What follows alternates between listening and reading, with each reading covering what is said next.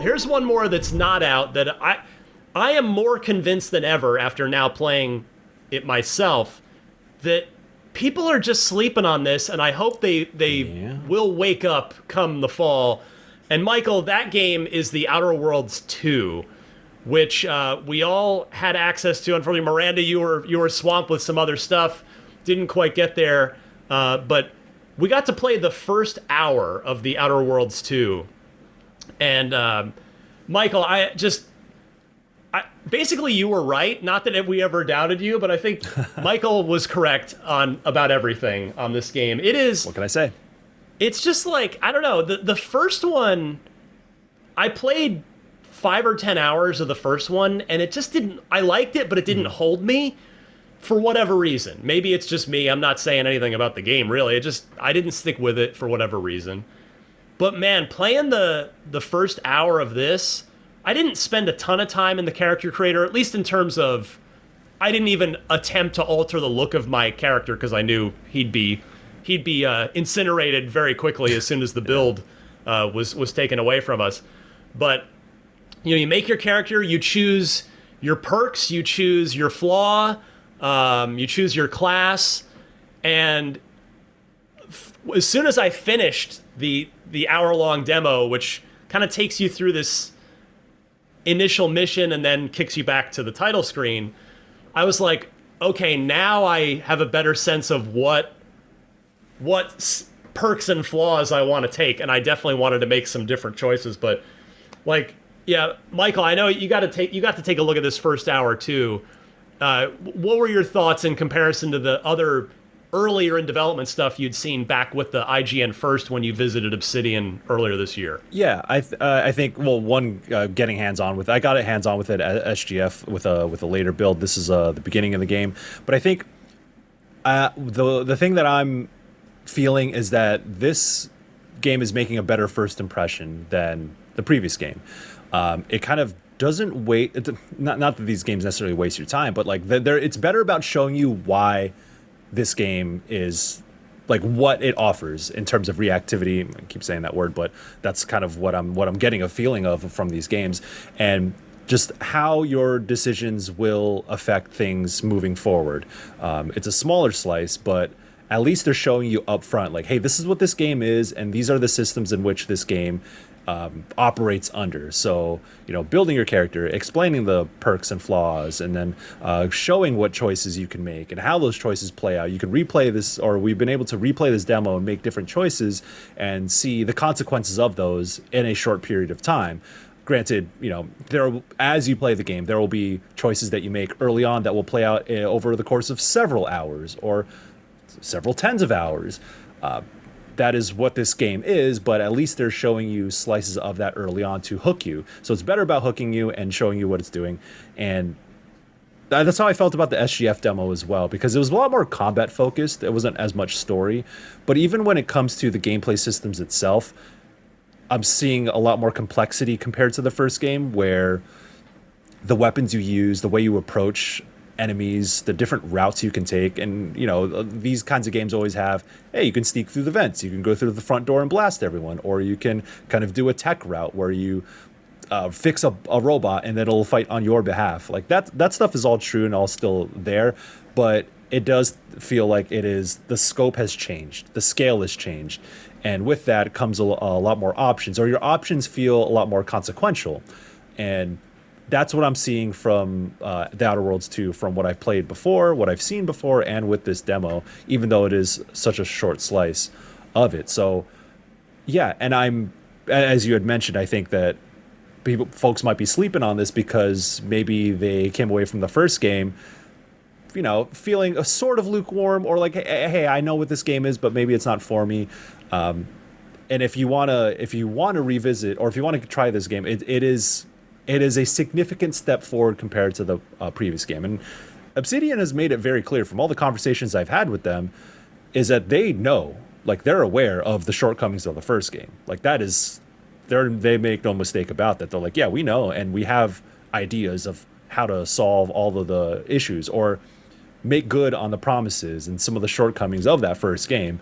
And so I think they're coming out the gate and showing you like, hey, actually, this is a different game. It's a lot more expansive as an RPG, and I think I came away impressed with what they were showing and what I played from it, and I think a lot of other people will be too if they give it a shot.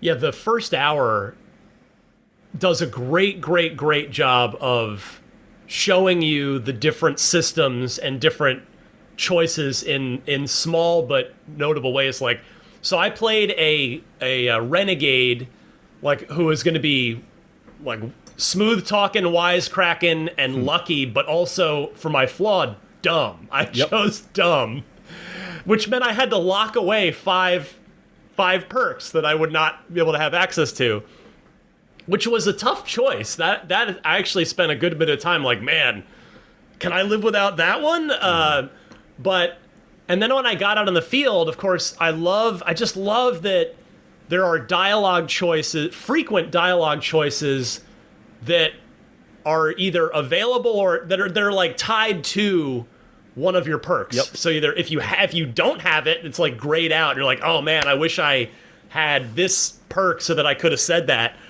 But there were a couple times like I was trying to kind of bully this guard, and he like twice he just wasn't having any of it, and it backfired on me. And I thought that was so cool that it wasn't just like, if I choose, like, not every dialogue option is going to lead to a positive outcome, even if it's perk related. So I loved that. I certainly loved the stealth option that they made it clear that that you're not always going to be able to do stealth, but that there are times where you can absolutely embrace that, and there are perks that can heighten that as well. It looks really good. It ran nicely on the Series X in that first hour that I played.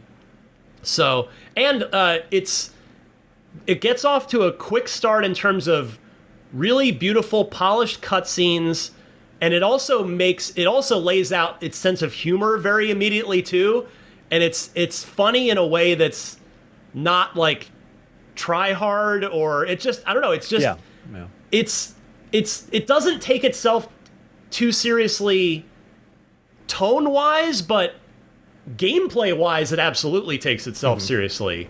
So yeah, I was already, when we started our coverage and you went down to Obsidian, I was like, yeah, okay, Outer Worlds 2, cool.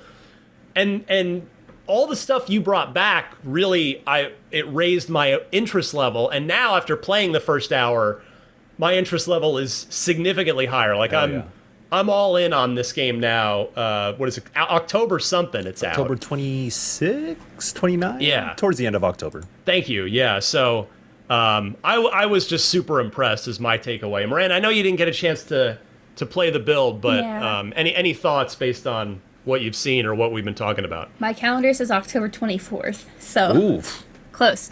I was so bummed to miss this. It's just too much with the review and some other stuff on my plate, so I was like, dang it.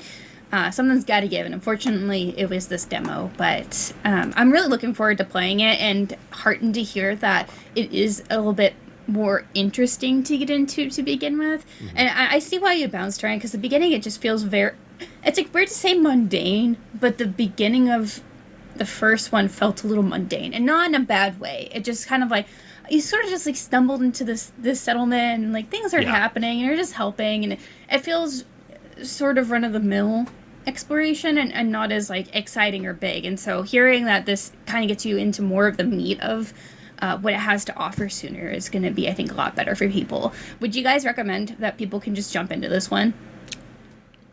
From what I know, yeah, like, I think this is, I mean, everyone who builds a sequel is like, yeah, of course, this is a good starting off point. Like, everyone says that, right? But I do think this, you'll be perfectly fine. There are references to the previous game, but they're more like, if you know, cool. If you don't, it kind of doesn't change. It doesn't change the way you interpret the things that are happening in that story specifically. Like, there are factions who have merged because they're corporations, and like that's kind of the backstory of like, oh, these two factions from the first game are now one, and they're one of the main factions in 2, but you don't necessarily need to know that. Like, you'll find that out through dialogue, and characters will talk to you about it. But this is intended to be a standalone thing, just because it wants to be, and that was the intention from Obsidian. Yeah, I have no intention of going back and finishing The Outer Worlds 1. I have too many other awesome games to get to, so I will, in effect, be coming at it as a new player, since I have no idea where the story ended up going in the first game. Yeah.